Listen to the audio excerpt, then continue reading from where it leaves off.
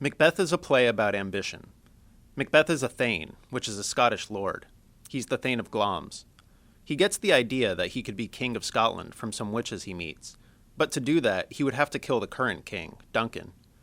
Macbeth's ambition overrides any moral qualms he has, and he murders Duncan and takes the throne. But once he's in charge, he becomes so paranoid that he's going to lose power that he starts having other people killed. Eventually, everyone turns on him, even his own army, and he's killed. Here's how it happens. King Duncan listens to a report about the battle where Macbeth is fighting.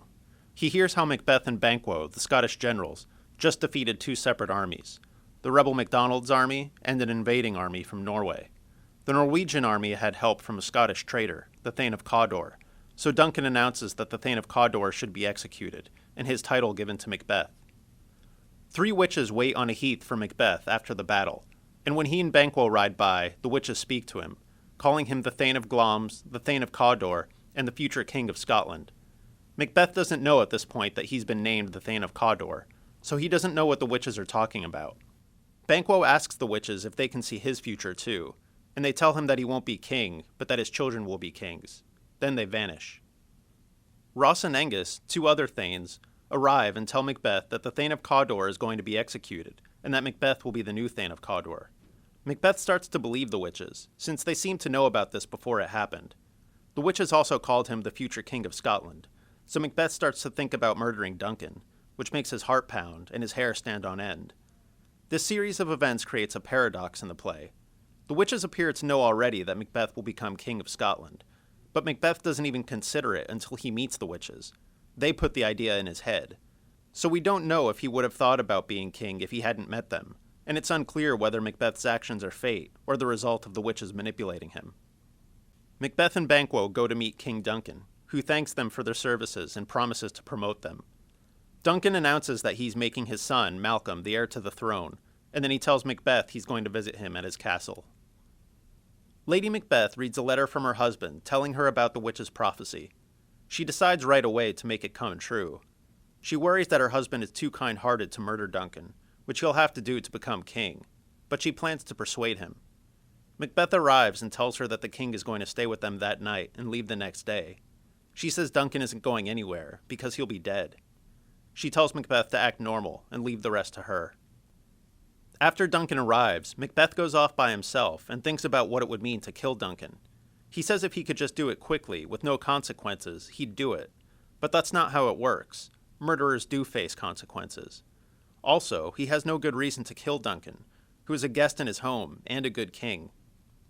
Macbeth tells Lady Macbeth he doesn't want to go through with it, and she calls him a coward for chickening out when they have the perfect opportunity.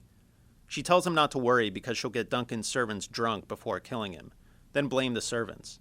Macbeth agrees to go along with this. Macbeth waits outside Duncan's bedroom to hear Lady Macbeth ring a bell, signaling that it's time to commit the murder. He hallucinates and sees a dagger in front of him, with the handle toward his hand, which then shows splashes of blood. He hears the bell and sets off, determined to kill Duncan. After the murder, he meets Lady Macbeth outside Duncan's room. He comes out carrying two bloody daggers.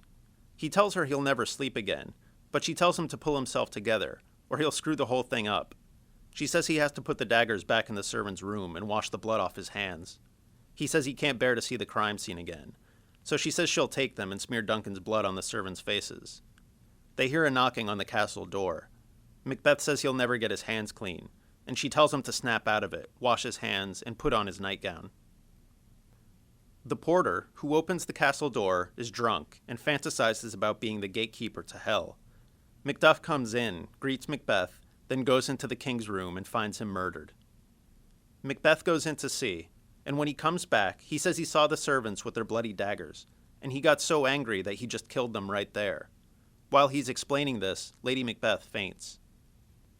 Duncan's two sons, Malcolm and Donalbain, decide to run away because they think they're in danger. Malcolm goes to England and Donalbain to Ireland. After they disappear, people suspect that they bribed the servants to kill their father. Macbeth is made king. Banquo, when he's by himself, says he suspects that Macbeth is actually the murderer, and he wonders if the witch's prophecy might come true for him, too. Macbeth comes along and tells Banquo to be sure to come to his feast that night. Macbeth wants to get rid of Banquo because the witches predicted his children would be kings. He summons 2 murderers and hires them to assassinate Banquo and his son, Flance. The 2 murderers, plus a third one sent by Macbeth, attack Banquo and Flance on their way to the feast. They kill Banquo, but Flance escapes. Macbeth has his feast. The first murderer comes in with Banquo's blood on his face and tells Macbeth that Banquo is dead, but Flance escaped. Lady Macbeth tells Macbeth to pay attention to his guests, and the lords tell him to come sit down, where they're keeping a place for him. Macbeth sees Banquo's bloody ghost in his chair and freaks out. Lady Macbeth tells the lords to ignore Macbeth, that he's always had fits like this, and they pass quickly. But Macbeth keeps seeing the ghost, and Lady Macbeth finally tells everyone to leave. Lady Macbeth scolds her husband, saying it's a hallucination, just like the bloody daggers. Macbeth says his problem is that he's not yet used to murder, and he has more blood to spill before he's finished. He says he'll go see the witches the next day to learn more. Macbeth goes to the witches and demands they answer his questions. They make spirits appear before him, who show him what's going to happen. A head wearing an armored helmet tells him to beware Macduff. A bloody child tells him to laugh at anyone who threatens him, because no one born of woman can hurt him. A child wearing a crown and holding a tree tells him he will not be defeated until Birnam Wood comes to Dunsinane Castle. Macbeth is happy because it sounds like nothing bad will happen to him, but he demands to know if Banquo's children will really be kings. A procession of 8 future kings passes in front of him, followed by Banquo.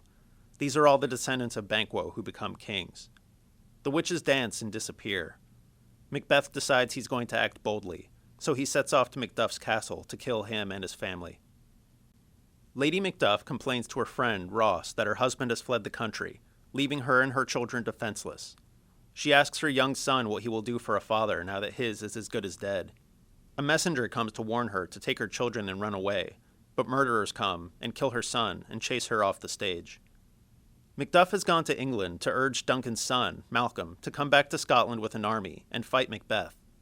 Malcolm says Scotland would be worse off if he were king than Macbeth, because he has an insatiable lust for women, is greedy, and doesn't have any qualities of a good king. Macduff gives up, wailing about how his hopes for Scotland are dead now. But Malcolm tells him he was just testing him. He's ready to be king. In fact, he's about to leave with 10,000 soldiers. Ross brings them the news that Macduff's family has been slaughtered.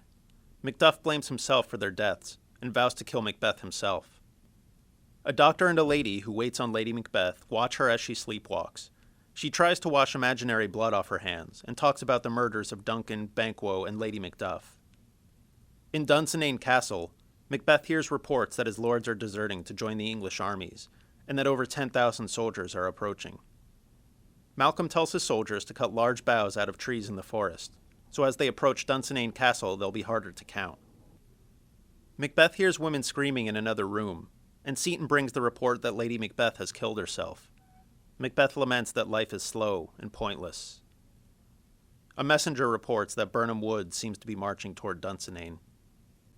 In the battle, things go against Macbeth because no one wants to fight for him. Macduff challenges him and they fight, until Macbeth tells him he's wasting his time, since no one born of woman can hurt him. Macduff says he wasn't born of woman. He was taken out of his mother by cesarean section. Macbeth realizes he's defeated and that the witches were misleading him. Macduff kills Macbeth and takes his head to Malcolm. Malcolm invites the other lords to Scone, where he will be crowned king.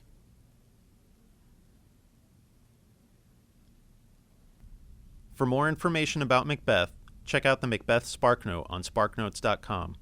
For a translation of the entire play into modern English, go to No Fear Shakespeare at nfs.sparknotes.com.